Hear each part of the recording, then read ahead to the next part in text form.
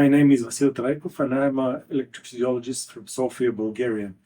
I would like to tell you a few things about two frequently used maneuvers in the EP lab. This is the burst pacing maneuver and the assessment of sinus node recovery time.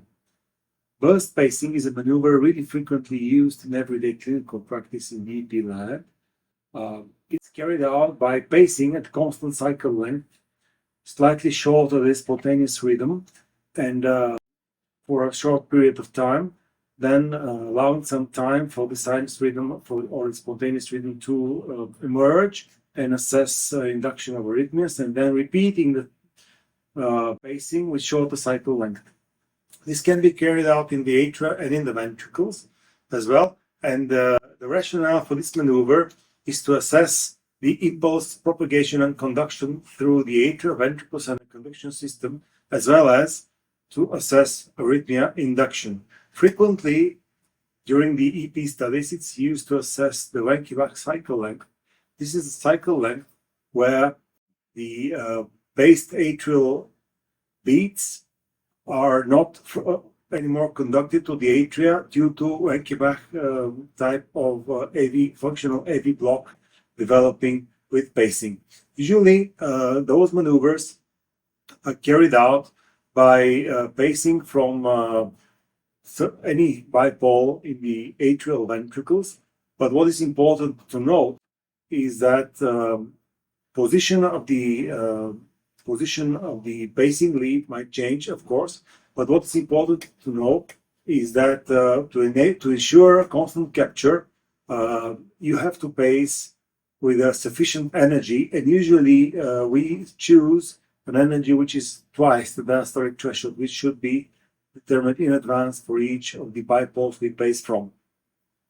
Then what is also important to ensure consistent pacing is to make sure that the contact of the catheter with tissue and bipole with the tissue is constant and stable.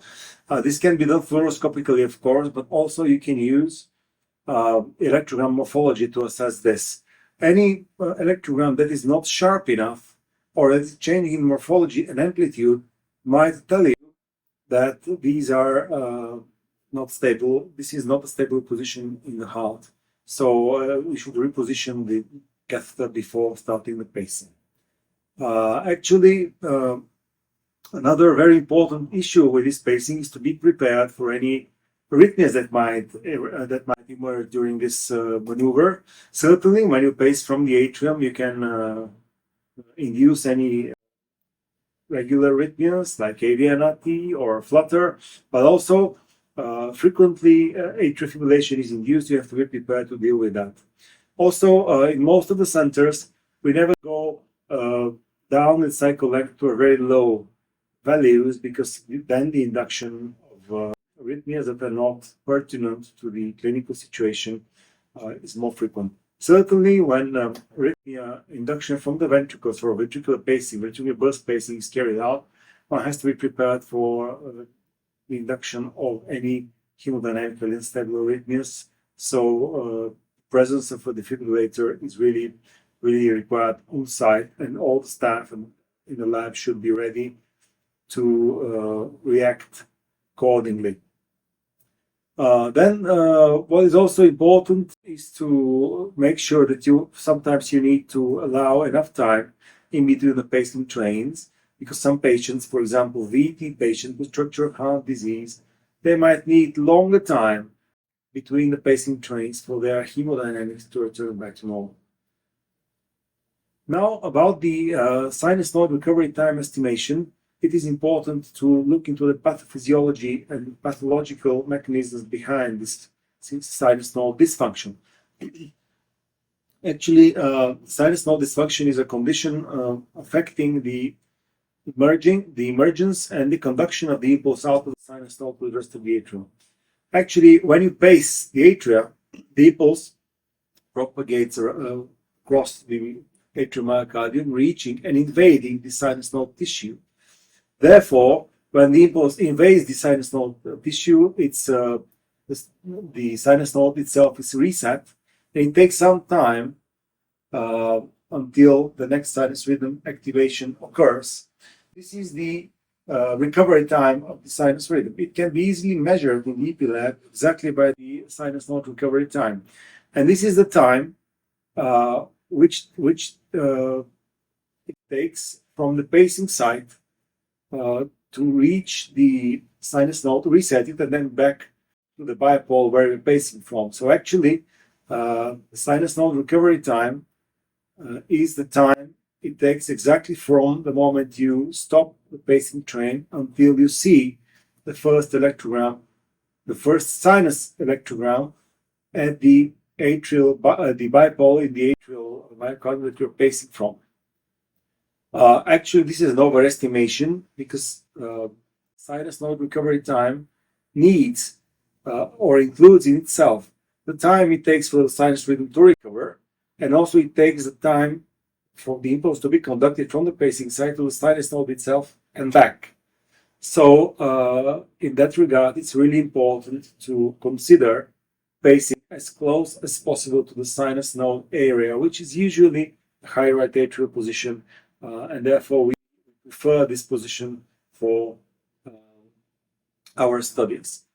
Normally, to estimate the sinus node function by the SNRT, one has to pace at different cycle lengths for a certain period of time. What is usually done is that we pace for 30 or 45 or 60 seconds at different cycle lengths, going down from 600, let's say, to 300, and then we take the longest SNRT that we can get out of all of those pacing trains. What is important to note as well is that SNRT is very much dependent on the spontaneous cycle length. Therefore, we have also introduced another measure, which is far better than the SNRT itself.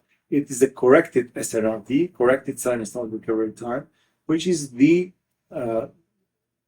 actually a calculation. It equals the SNRT minus the spontaneous cycle length measured during really stable conditions before jumping on the SNRT estimation. Normally, you expect to see an SNRT in the range of less than 1,500 milliseconds. And the normal value of corrected sinus node recovery time, SNRT, is less than 550 milliseconds. These maneuvers were really frequently used in the past to assess sinus node dysfunction and to estimate the indications for pacemaker implantations in patients with sinus node dysfunction. But we now know that sinus node function is really much dependent on autonomic tone, and therefore we consider those two measures actually.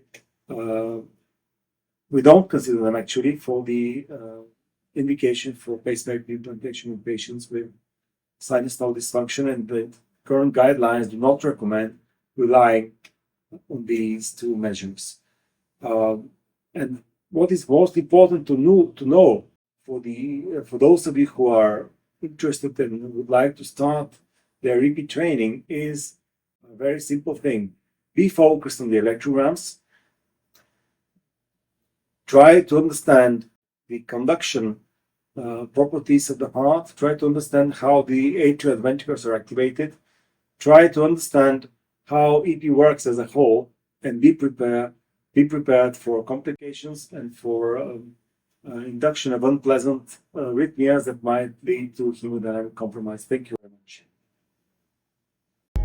For more hands-on training and interactive lifelike simulations, go to ep-simulator.com.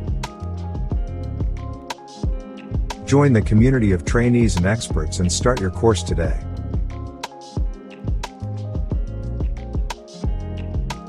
Pick up a level for you and get step-by-step tutorials. Hop on board. Log in and register for free to start your education as EP specialists. Enjoy straightforward educational materials and listen to experts sharing their practical experience. With this knowledge, you will master all the practical tasks that you face during simulations. Like in real life, you can adjust settings of the study and use different pacing maneuvers. Trace the heart response and make your diagnosis. This is the best way you learn EP.